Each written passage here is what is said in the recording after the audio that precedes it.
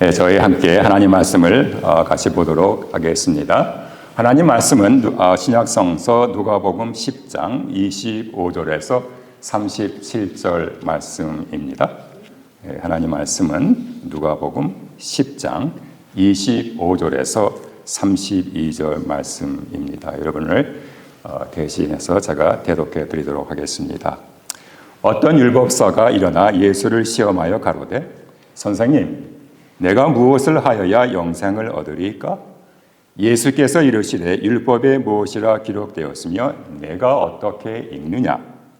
대답하여 가로되 내 마음을 다하며 목숨을 다하며 힘을 다하며 뜻을 다하여 주 너의 하나님을 사랑하고 또한 내 이웃을 내 몸과 같이 사랑하라 하였나이다.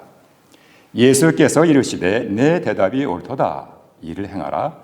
그러면 살리라 하시니 이 사람이 자기를 옳게 보이려고 예수께 여짜오되 그러면 내 이웃이 누구오니까? 예수께서 대답하여 가라사대 어떤 사람이 예루살렘에서 여리고로 내려가다가 강도를 만나매 강도들이 그 옷을 벗기고 때려 거반 죽은 것을 버리고 갔더라. 마침 한 제사장이 그 길로 내려가다가 그를 보고 피하여 지나가고 또 이와 같이 한 레위인도 그곳에 이르러 그를 보고 피하여 지나가되 어떤 사마리아인은 여행하는 중 거기 이르러 그를 보고 불쌍히 여겨 가까이 가서 기름과 포도주를 그 상처에 붓고 싸매고 자기 짐승에 태워 주막으로 데리고 가서 돌보아 주고 이튿날에 데나리온 둘을 내어 주막 주인에게 주며 가로되 이 사람을 돌보아 주라. 부비가 더 들면 내가 돌아올 때에 갚으리라 하였으니 내 의견에는 이 세 사람 중에 누가 강도 만난 자의 이웃이 되겠느냐? 가로되 자비를 베푼 자니이다. 예수께서 이르시되 가서 너도 이와 같이 하라 하시니라. 아멘. 여러분, 제가 지금 사역하는 시애틀 칠드런스 하스피를, 우리 한국어로 시애틀 어린이 병원이라고 하는데, 이 병원에는 오는 환자들은 우리 워싱턴주, 저희가 살고 있는 워싱턴주뿐만 아니라 알래스카주, 몬타나주, 아이다주, 오레곤주 등 타주에서도 많이 옵니다.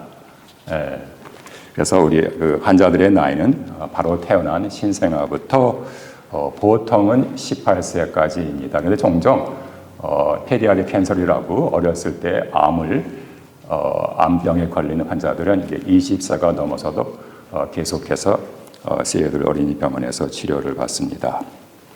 그런데요, 제가 이 병원에서 작년 12월부터 병원 사역을 하면서 참 이 가슴을 애미는 그런 슬픈 사건들을 종종 경험했습니다. 말 못하는 어린아이들이 자기도 모르는 병에 걸려 허망 없이 죽어갈 때 제가 목사지만 정말 고통받는 부모들을 어떻게 위로할지 막막할 때가 한두 번이 아니었습니다. 제가 임종을 지켜본 어린아이들이 한 달에 평균 2번, 3번은 있습니다. 한 번은요, 아이가 죽은 어느 젊은 부모, 히스패닉 계통 같아요. 그 젊은 부부의 병실을 방문을 했습니다. 죽은 아기의 사체를 부둥켜 안고 목사님, 왜 하나님께서 이런 일이 나한테 일어나게 했을까요? 라고 하며 울부짖는 엄마 앞에서 제가 할 수 있는 일은 아무것도 없었습니다. 그저 그 엄마 옆에 있어주는 것 외에는 이 세상에 어느 누구의 말도 이 깊은 정말 슬픔에 잠긴 엄마를 위로할 수는 없을 것입니다. 그래서 병원에서 사역하시는 우리가 말하는 소위 말하는 원목들, 그런 성직자들은 감정적으로 탈진하는 경험을 종종 합니다. 그래서 제가 이 병원 사역을 하면서 늘 붙잡는 말씀이 있다면 바로 예수님의 선한 사마리아인의 비유입니다. 고통받는 환자들과 그들의 가족, 그리고 그들을 돌보는 치료진은 저의 모든 이웃들입니다. 이 시애틀 어린이병원에 저와 함께 섬기던 데이비드 에런 존슨 목사님이 계셨습니다. 얼마 전에 존슨 목사님이 피알라비에 있는 병원으로 이직을 하셨습니다. 이 세이들 어린이병원에서 거의 3년을 넘게 사역을 하셨는데 감정적으로 이모셔널리 너무나 탈진을 많이 하셔서 힘들어하셨던 모습을 보며 서로 위로하며 기도했던 그런 기억이 납니다. 그런데 이 존슨 목사님이 가신 그 새 병원 이름이 Good Samaritan Hospital, 선한 사마리아인 병원입니다. 모르게 몰라도 이 병원을 세울 때 설립자들이 선한 사마리아인의 마음으로 이 병원에 오는 모든 환자들을 섬기겠다는 그런 굳은 의지가 보입니다. 제가 2년 전인가요? 2022년에 이제 군에서 은퇴를 하고 바로 이 타코마 힐탑에 있는 세인조세 메디컬 센터에서 몇 개월 동안 병원 사역 인턴십을 할 때 암 환자동을 자주 방문을 했습니다. 그런데 그 너싱 스테이션에 성경 구절이 하나가 딱 적혀 있었는데 크게 이렇게 해가지고요. 다름 아닌 선한 사마리아인의 비유가 붙어 있었습니다. 그래서 제가 오면서 가면서 읽은 기억이 납니다. 물론 암 환자동 모든 간호사분들이 자기가 보살피는 환자분들을 정말 이 선한 사마리아인의 심정으로 보살피겠다는 아마 그런 마음이 담겨 있었겠지요. 여러분, 선한 사마리아인의 비유는 우리 모두에게 잘 알려진 예수님의 비유 중 하나입니다. 그런데요, 이 비유 말씀에 정말 예수님의 깊은 뜻이 담겨 있고 또 우리 신앙생활 안에서도 저희들이 신앙생활을 하면서 무궁무진하게 적용을 할 수가 있습니다. 그래서 오늘 이 비유 말씀을 통해서 여러분과 제가 함께 은혜를 나누기를 원합니다. 그렇다면요, 왜 예수님께서 어떠한 이유로 이 선한 사마리아인의 비유를 말씀하셨을까요? 오늘 본문 말씀 보니까 우리 예수님은요, 무엇보다 먼저 랍비, 선생님이었습니다. 하루는요, 어떤 율법사가 예수님께 질문을 했습니다. 율법사는 모든 구약에 나오는 법을 공부하고 연구하는 법 전문가였습니다. 이 당시 중동 팔레스타인 지방에서는 제자들이 선생님으로부터 어떤 토픽에 대해서 배우고자 할 때 선생님은 자기 자리에 앉아서 가르치시고 제자는 선생님을 존경하는 의미에서 일어나서 자기가 배운 것을 암송하는 것이 관례였습니다. 그런데 이 율법사가 자리에 일어나서 아주 겸손한 척 했지만 그의 동기는 불순했습니다. 예수님을 시험해서 예수님을 공경에 빠뜨리고 자기가 얼마나 법을 잘 지키는지 과시를 하기 위해서였습니다. 그런데 오늘 말씀에는 율법사와 예수님 사이에 일련의 주고받는 대화가 적혀 있습니다. 이 일련의 대화 안에 바로 선한 사마리아인의 비유가 들어갑니다. 여러분, 이 일련의 대화를 빼놓고요, 그냥 선한 사마리아 사람의 비유만 딱 빼서 읽으면은 글쎄요, 이거를 정확하게 이해를 할지 조금 그게 조금 제가 그렇습니다. 그 비유의 에센스를 잘못하면 놓칠 수가 있습니다. 자, 여러분, 이 율법사와 예수님 사이에 주고받는 대화의 모습을 한번 상상해 보시기 바랍니다. 먼저 율법사가 예수님께 질문을 합니다.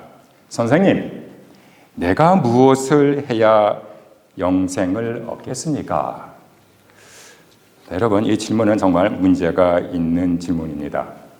우리 한국어 번역으로는 잘 감이 안 올 수도 있지만 영어 번역으로는 확실히 감이 옵니다. Teacher, what must I do to inherit eternal life? 다시 한국어로 번역하면 선생님, 내가 무엇을 해야 영생을 상속받겠습니까? 여러분, 부모 자식 간의 상속은 자식이 무엇을 해야 해서 얻어지는 게 아닙니다.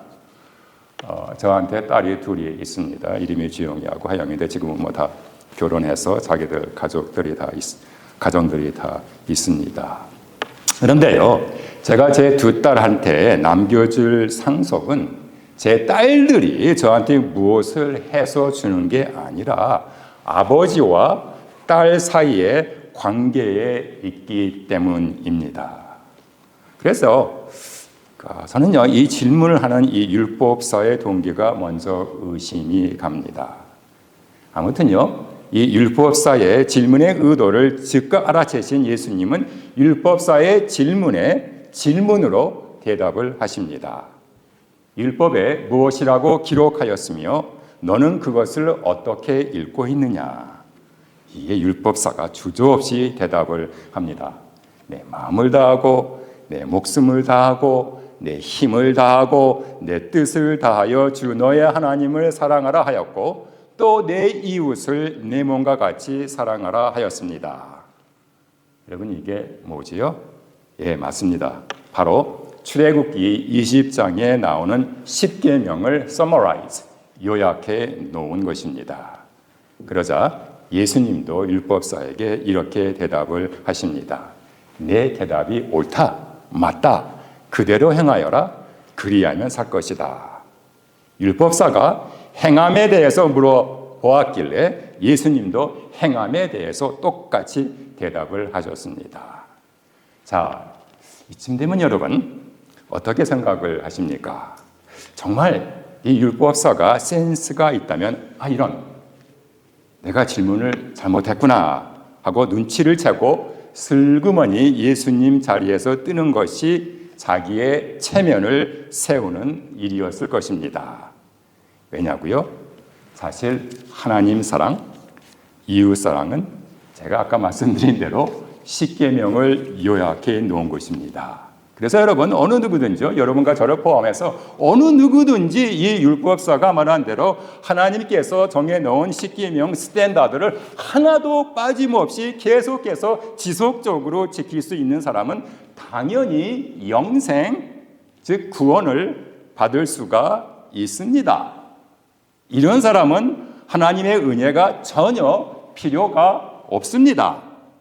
그러나 문제는 아담과 하와가 죄를 범한 후에 하나님의 거룩한 법을 온전히 지킬 수 있는 그런 사람은 예수님 외에는 이 율법사를 포함해서 이 세상에 아무도 없었고 지금도 없고 앞으로도 없을 것입니다. 문제는요, 법이 아니라 이 법을 지킬 수 없는 사람입니다. 여러분 우리 모두는 하나님의 법을 쉽게 말해서 10계명을 하루에도 얼마나 수없이 깨뜨립니까? 그런데 이 율법사는 자신도 지키지 못할 엄청나게 높은 그러한 스탠다드를 세워놓고 자기가 판 구덩이에 자기 스스로 빠지고 있는 것입니다. 여러분 이번 올림픽 때 혹시 하이점프 높이뛰기 보셨는지? 우리 한국 선수가 나와서 좀 탈락을 해서 좀 미안하지만 아무튼 여러분 이 세계 선수권 대회 높이뛰기 세계 신기록의 보유자는 남자는 쿠바 선수 하비에르 소토마요르라는 선수가 1993년에 기록한 2m 45cm이고 여자는 불가리아 선수 스테프카 코스타디노브라는 선수가 1987년에 기록한 2m 9cm라고 합니다. 이번 파리 올림픽에서 뉴질랜드 하미시 캐럴이라는 선수가 금메달을 땄는데 이 선수가 딴 그 높이가 2m 35cm, 세계 신기록보다 10cm가 적습니다.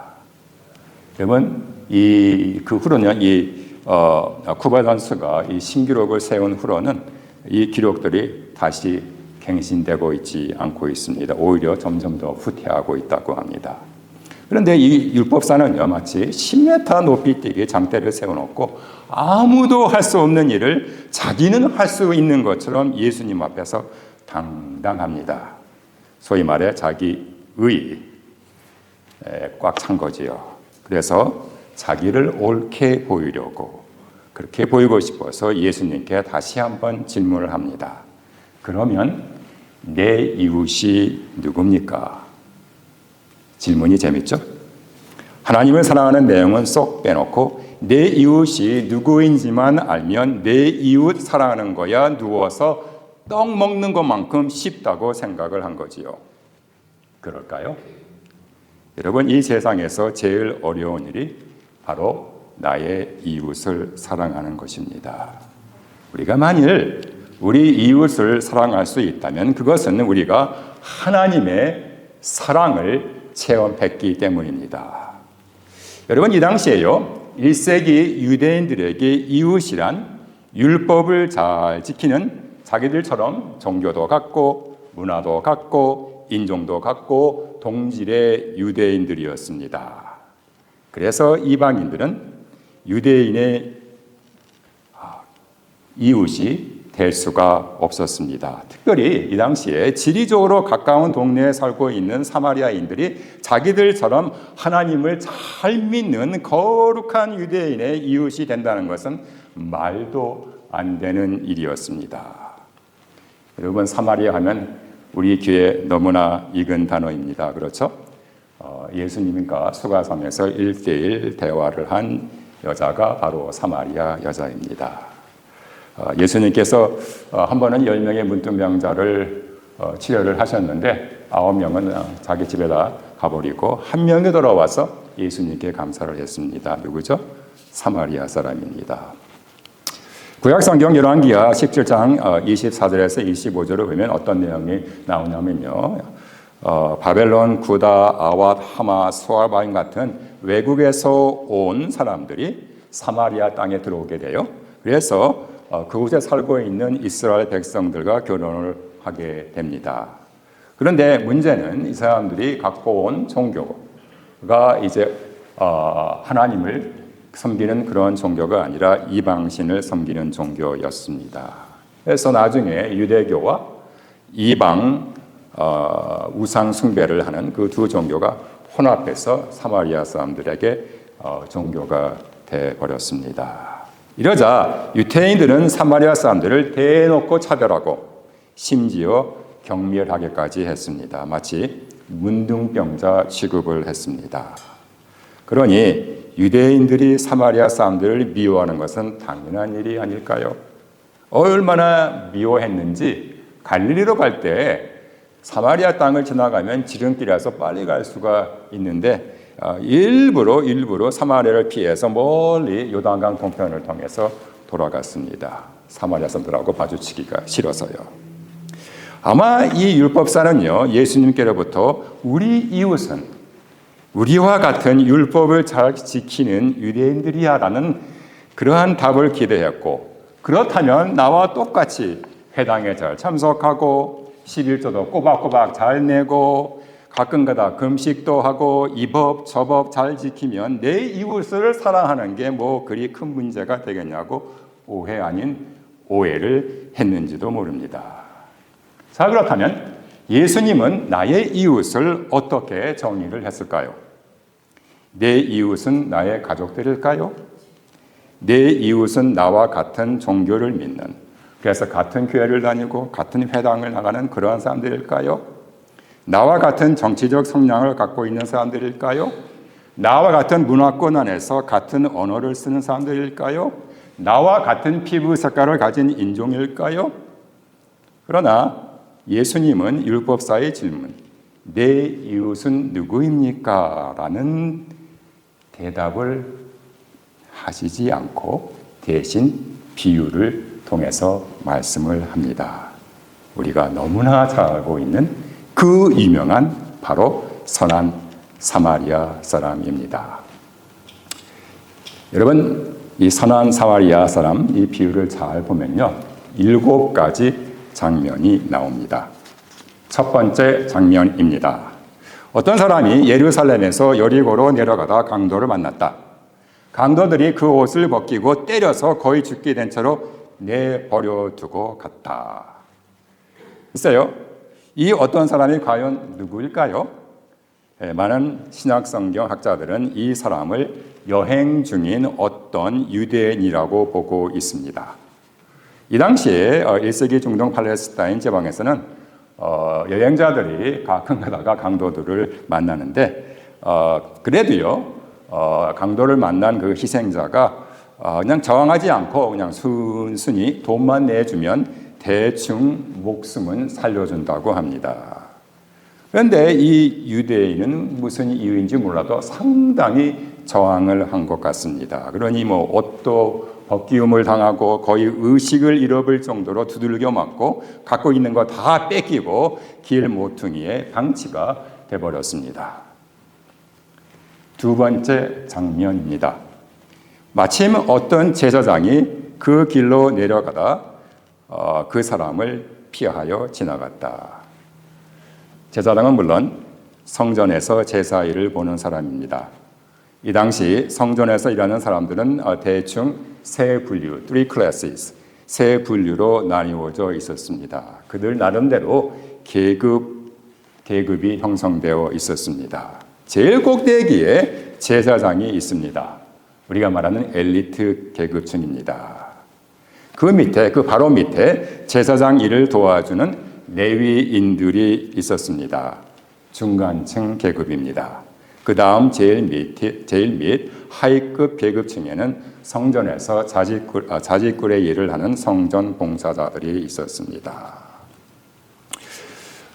이 제사장이 강도 만난 사람과 같은 길을 내려간 것을 보면요, 아마 이 제사장의 집이 여리고에 있었던 것 같습니다. 사실은요, 이 당시에 많은 제사장들이 집은 여리고에 있고 예루살렘에는 성전이 있으니까 한 달에 한 2주 정도 성전에 와서 성전 사역을 하고 그리고 집에 갔다고 합니다. 마치 제가 사운드를 타고 타코마에서 시애틀로 커밋하는 것처럼 이 사람들도 한 달에 2주 정도는 예루살렘에서 여리고에서 예루살렘으로 커밋을 했습니다.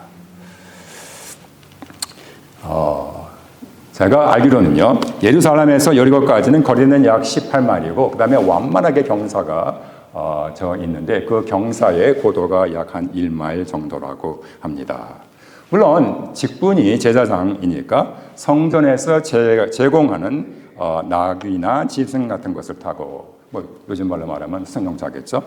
그런 것을 타고서 내려가는 중이었겠지요. 그렇다면 이 강도 만난 사람을 태워줄 수 있는 교통이 충분히 마련이 되어 있었습니다. 그런데 이 제사장이 강도 만난 사람을 보자 급히 피해서 지나가 버렸습니다. 와, 세상에 이럴 수가 하고 저희는 생각할 수도 있겠지만 사실 이 제사장의 머리는 그 당시 굉장히 복잡하게 움직였습니다. 먼저요, 이 강도 만난 사람이 자기와 같은 유대인인지 아니면 이방인인지 알 수가 없는 것입니다. 이 당시에는 어떤 사람이 입고 있는 그 옷 모양으로 이 사람이 어떤 나라 사람이고 어떤 지방 사람이고 심지어는 어느 구역 어떤 마을에 살고 있는 사람까지를 구별할 수가 있다고 합니다. 그런데 옷이 벗겨져 있으니까 이 사람이 도대체 유대인인지 이방인인지 구별이 안 되는 것입니다. 유대인이면 내 이웃이니까 도와줄 수 있지만 이방인이면 내 이웃이 아니니까 도와줄 이유가 전혀 없는 것입니다.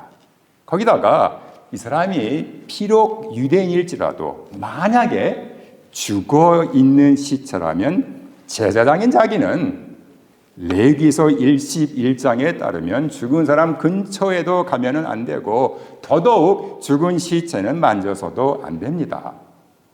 만약이라도 죽은 시체를 만지게 되면 종교의식상 부정하게 되어서 다시 정결하는 예식을 거쳐야 되는데 그러면 그 과정도 복잡하지요. 시간도 많이 소요되고요. 그러면 성전에서 일을 하지 못해 사례도 못 받고 이래저래 손해가 많다는 것입니다. 그럴 바에야 피하여 지나가는 것이 최상의 방책이라고 생각했는지도 모릅니다. 본인 나름대로 논리적인 결론을 내렸습니다. 세 번째 장면입니다. 이와 같이 레위 사람도 그곳에 이르러 그 사람을 보고 피하여 지나갔다. 여기서 우리가 주목해야 할 단어는 이와 같이입니다. 똑같다는 말이죠. 그렇다면 레위 사람은 누구일까요? 레위 사람들도 성전에서 일을 보는 사람들이었습니다. 제사장을 도와 성전에서 성전 일을 보니까 제사장 바로 밑에서 일을 하는 부제사장이라고 생각을 하시면 될 것 같습니다. 우리 한국교회에서 담임 목사가 있고 부목사가 있듯이 부목사 정도가 되지 않을까? 저는 그렇게 생각을 합니다. 모르긴 몰라도요. 아까 앞에 바로 강도 만난 사람을 피해서 지나간 바로 그 제사장 밑에서 시다이를 보는 그 사람이 아니었을까 저는 한번 생각을 해보았습니다. 이 레위 사람은요 중간집 계급에 속하니까 걸어서 갔을 확률이 아주 많습니다. 자기 보스 제사장이 먼저 퇴근하고 바로 뒤따라 나오는데 보스가 강도 맞는 사람을 싹 피해서 지나가는 것을 봤습니다. 저것 봐라. 속으로는 생각을 했지만 에이 뭐 보스도 지나가는데 나도 신뢰하면서 별로 양심에 꺼리낌 없이 자기 보스 제사장하고 똑같이 지나갔을 것입니다. 거기다가 혹시라도 자기가 이 사람을 도와줘서 나중에 여리고성에서 보스를 만나게 되면 괜히 보스한테 눈총도 받을 것 같고 특별히 다른 사람들이 자기가 강도 만난 사람들을 도와줬다고 그 다음에 제사장은 그냥 그 강도 만난 사람을 패싱했다는 그런 말이 돌면은 보스의 체면이 구겨질 텐데 하면서 보스를 위하는 척 했는지도 모릅니다. 네 번째 장면입니다. 여러분 보세요. 가장 놀라고 예측하지 못했던 일이 벌어집니다. 앞장면에 나오는 인물들을 보면 먼저 누가 나왔죠? 제사장이 나왔습니다. 그 뒤를 레위인이 따라 나왔습니다. 그렇다면 그 다음에 따라 나올 사람은 다름 아닌 누구죠? 바로 성전에서 봉사하는 사람입니다. 그래야 말이 됩니다. 그래야 이 스토리가 자연스럽게 전개가 됩니다. 그런데 이게 웬일입니까? 예수님께서는 이 비유를 듣고 있는 모든 사람들을 깜짝 놀라게 만드는 폭탄 선언을 합니다. 느닷없이 뜬금없이 사마리아 사람이 등장을 합니다. 그것도 유대인들이 믿기에는 하나님도 미워하신다는, 그래서 그들도 그렇게 미워하는 차마 입에 담기도 힘든 바로 그 사마리아 사람입니다. 그야말로 서프라이즈입니다. 여러분, 강도 만난 사람, 제사장, 레위인, 이 세 사람들은 다 모두 히브리 사람, 유대인들입니다. 그런데 자기들이 그렇게 미워하고 자기들이 그렇게 경멸하는 사마리아 사람이 등장을 하다니 이 비유를 듣고 있는 청중들의 긴장이 고조가 됩니다. 예상 밖의 인물이 등장을 한 것입니다. 더 놀라운 것은 제사장과 레위인은 이리저리 피해서 지나갔는데 이 사마리아 사람은 자기 동족을 그렇게 미워하는 강도 만난 유대인을 보자 치근한 마음, 깊은 동정심과 연민을 품었다는 것입니다. 다섯 번째 장면입니다. 이 사마리아 사람은 가까이 가서 이 강도 만난 사람의 상처에 올리브 기름과 포도주를 붓고 자기 겉옷자락을 찢어 붕대로 사용해서 싸매어 줍니다. 일단 자기가 아는 대로 응급치료를 한 거죠. 이 당시 1세기 팔레스타인 지방에서는 올리브 기름과 포도주를 섞어서 약물 치료를 했다고 합니다. 아무튼요, 이 사마리아 사람은요, 자기가 갖고 있는 모든 리소스, 자기가 갖고 있는 모든 자원, 그게 기름이든지 포도주든지 옷 헝겊이든지 낙이든지 돈이든지 본인의 시간이든지 자기가 갖고 있는 에너지든지 그 모든 것들을 다 아낌없이 사용을 합니다. 앞에 나온 제사장이나 레위인과는 완전 상반된 일을 합니다. 여섯 번째 장면입니다.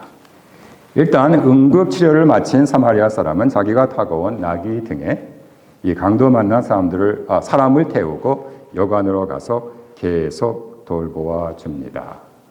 여러분, 여기가 저들이 이 비유를 잘 봐야 될 게 여관으로 가서 계속 돌보아주는데 그렇다면 이 여관이 어디에 있었을까입니다. 네, 이 여관이 어디에 있었을까? 여러분 어떻게 생각을 하십니까? Middle of nowhere, 아무도 없는 거기에 덩그러니 여관이 하나가 있었을까요? 네, 많은 학자들이 생각하기에 모르긴 몰라도 이 여관은 여리고 성 안에 위치하고 있다고 그렇게 말을 하고 있습니다. 그렇다면요, 이 사마리아 사람은 자기 생명을 무릅쓰는 엄청난 모험을 한 것입니다.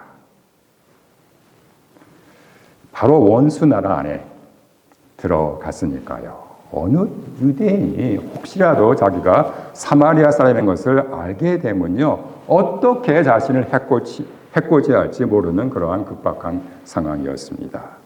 이 무모한 일을 사마리아 사람은 자기하고는 아무런 연관이 없는, 자기하고는 인종이 틀리고 자기들을 미워하는 이 강도 만난 유대인 사람을 위해서 감행을 합니다.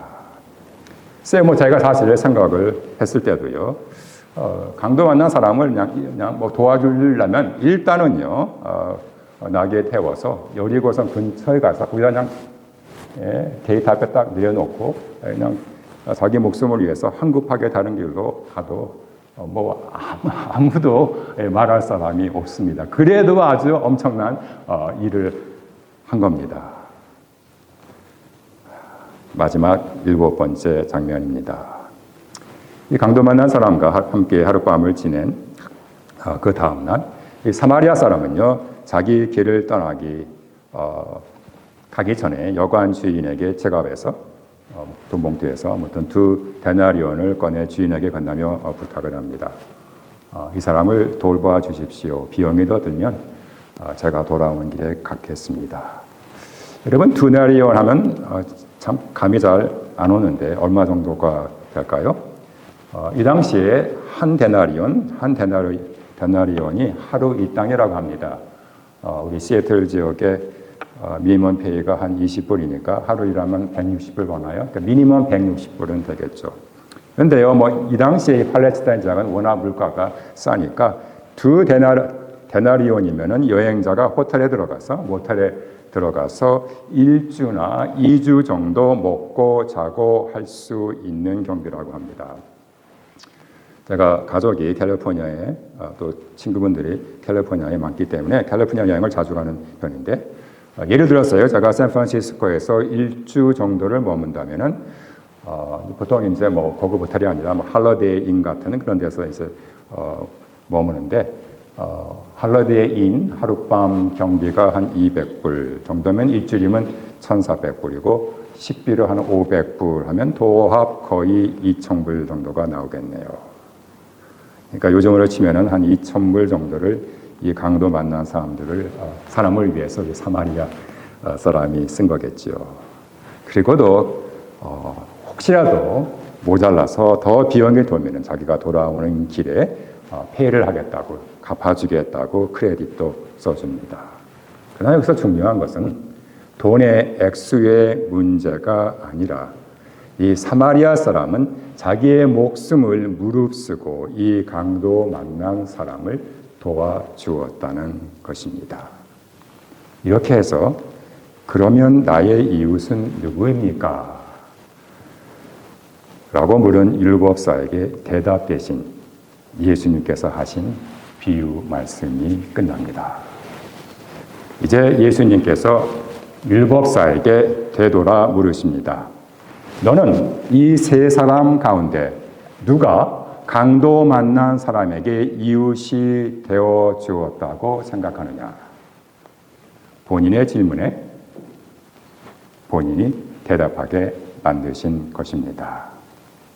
그야말로 얼굴이 빨개진 율법사는 더듬는 말로 자비를 베푼 사람입니다 라고 말을 머무러 버렸습니다. 차마 예수님을 둘러싸고 있는 유대인들, 청중들 앞에서 예, 사마리아 사람입니다 라고 직답할 용기가 없었지요. 자기들이 미워하는 종교도 틀리고 문화도 틀리고 인종도 틀린 사마리아 사람이 자기 동족, 강도 만난 유대인들을 깊은 동정과 연민을 가지고 돌보았으니까요. 세상에 어찌 이런 일이 있을 수가 있을까요? 오히려 예수님께서 거꾸로 강도 만난 사람이 사마리아 사람이고 어떤 유대인이 길을 가다가 이 사마리아 사람을 도와줬다면 물론 그런 일은 절대 없겠지만 차라리 그게 더 나았을지도 모릅니다. 그런데 예상 밖의 인물이 등장을 해서 예상 밖의 일을 한 것입니다.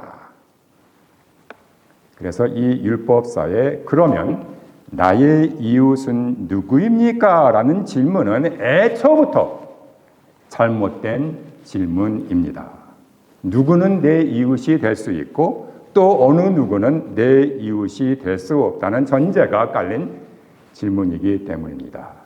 이것을 너무나 잘 아시는 예수님은 율법사의 잘못된 지점을 콕 지적을 하시면서 가서 너도 사마리아 사람처럼 하여라 라고 말씀을 하십니다.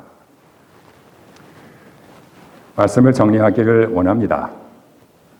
여러분, 선한 사마리아 사람 비유, 이 예수님의 비유는 우리 모두에게, 특별히 저들이 신앙생활하면서 얼마나 중요한지 모릅니다.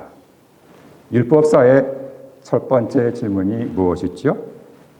내가 무엇을 해야 영생을 얻겠습니까? 였습니다. 네, 이것은 신학적인 질문입니다. 그리고 율법사가 주저없이 대답을 했습니다. 내 마음을 다하고 내 목숨을 다하고 내 힘을 다하고 내 뜻을 다하여 주 너희 하나님을 사랑하라 하였고 또 내 이웃을 내 몸과 같이 사랑하라 하였습니다. 예수님의 대답은 맞다. 내 대답이 맞다. 정말 맞다. 그대로 행하여라. 그러면 살 것이다. 라고 했습니다. 여러분 어떻게 생각을 하십니까? 과연 이 율법사가 예수님 말씀이 맞네 하면서 가서 십계명 하나도 빠지지 않고 계속해서 지속적으로 지켰을까요? 이 율법사는 자기가 무엇을 해야지 영생을 얻는다고 생각을 했습니다. 그러나 그것은 애초부터 불가능한 일이었습니다. 그야말로 미션 임파서블입니다. 질문 자체가 잘못된 것이지요. 여러분 영생은요, 내가 무엇을 한다고 얻어지는 게 아닙니다. 강도를 만나서 의식불명된 사람이 무엇을 해서 자기 자신을 구원을 한다는 것은 불가능합니다. 그냥 길가에 방치되어 죽음을 기다릴 뿐입니다. 이 사람의 살기는 다른 사람의 도움을 받는 것밖에는 없습니다. 영생은요, 하나님과 나 사이의 관계가 바로 될 때 하나님의 은혜로 오는 것입니다. 제사장은 제사 업무를 담당하기 위해서 율법을 잘 아는 율법 전문가였습니다. 그러나 율법도 이 강도 만난 사람을 구원할 수가 없었습니다. 레위 사람은 제사장을 도와 성전에서 종교 활동을 합니다. 그러나 그의 종교 활동도 이 사람을 구원하지는 못했습니다. 이 사람을 구한 것은 선한 사마리아 사람의 전적인 은혜였습니다. 어거스틴을 포함한 교회 교부들은 이 비유에 나오는 사마리아 사람을 예수님으로 봤습니다. 사마리아 사람은 이 강도 만난 사람을 구하기 위해 자기 생명의 위험을 무릅쓰고 여리고성 안 여관으로 갔습니다. 이 강도 만난 사람은 사탄의 공격을 받아서 옷을 뺏기고 오자마자 의식이 불명된 우리의 모습입니다. 여러분, 예수님은 이런 죽음의 상황에 처한 여러분과 저를 살리시기 위해서 예루살렘 밖 십자가 위에서 자기의 생명을 내놓았습니다. 율법사의 두 번째 질문은 무엇이죠? 그러면 내 이웃은 누구입니까? 이것은 윤리적인 질문입니다. 예수님은 이 질문에 대답을 하는 대신 비유를 들어서 말씀을 하셨습니다. 그리고 그 율법사에게 되묻습니다. 너는 이 세 사람 가운데서 과연 누가 강도 만난 사람에게 이웃이 되어 주었냐고 생각하느냐? 여러분 어떻게 생각을 하십니까? 과연 이 율법사가 예수님 말씀이 맞네 하면서 가서 선한 사마리아 사람이 한 것처럼 했을까요? 불행히도 이 율법사의 의식 구조에서는 이것은 불가능한 일이었습니다. 일단 유대인들에게는 사마리아 사람들은 이방인과 같은 그런 이방인들은 자기들의 이웃이 될 수가 없었으니까요. 마지막 예수님의 질문은 우리에게 되돌아옵니다. 오늘 설교 제목이기도 합니다. 나는 누구에게 이웃이 될 수 있을까? 나는 가정에서, 나는 교회 안에서, 나는 학교에서, 나는 내 직장 안에서, 나는 내가 살고 있는 커뮤니티 안에서 나는 누구에게 이웃이 될 수 있을까? 예수님의 답은 간단합니다. 나의 도움을 필요로 하는 모든 사람들입니다. 그 사람이 어떤 인종이든지 어느 나라 어느 문화권에서 살든지 어느 종교를 갖고 있든지 어느 정치 성향을 갖고 있든지 등등등 관계가 없습니다. 특별히 내가 미워하는 사람이나 내가 미워하는 집단이 바로 나의 이웃입니다. 제가 말씀드린 대로 저는 병원 사역을 하기 때문에 제 이웃은 환자들과 그들의 가족들입니다. 환자들이 병이라는 강도를 만나 병상에 힘없이 누워 있습니다. 근데 그 환자들이 저와 똑같은 개신교 크리스찬들이 아닙니다. 오히려 셀을 어린이병원에는 개신교 크리스찬들이 소수예요. 마이너리티예요. 카톨릭도 있고 동방정교회도 있고 모슬렘도 있고 유대교도 있고 불교도 있고 무신론자들도 있고 우리가 이단이라고 취급하는 그런 종파도 있고 인종도 문화도 언어도 가지각색입니다. 제가 들은 언어만 해도 스페인어, 불어, 중국어, 아랍어, 한국어, 비엔나어, 소말리아 사람들 아무튼 여러 가지 언어가 세들 어린이 병원에서 말이 스포컨 되고 있습니다. 그러나 그들이 모두 저의 도움과 예수님의 사랑을 피하는 저의 이웃들입니다. 여러분, 사마리아 사람은 엄청난 희생을 치르고서도 강도 만난 사람의 이웃이 되어 주었습니다. 여러분들은 누구에게 이웃이 되줄 수 있을까요? 예수님의 말씀은 짧지만 무게가 있습니다. 가서 너도 이와 같이 하여라. 기도하겠습니다. 사랑의 하나님, 오늘 선한 사마리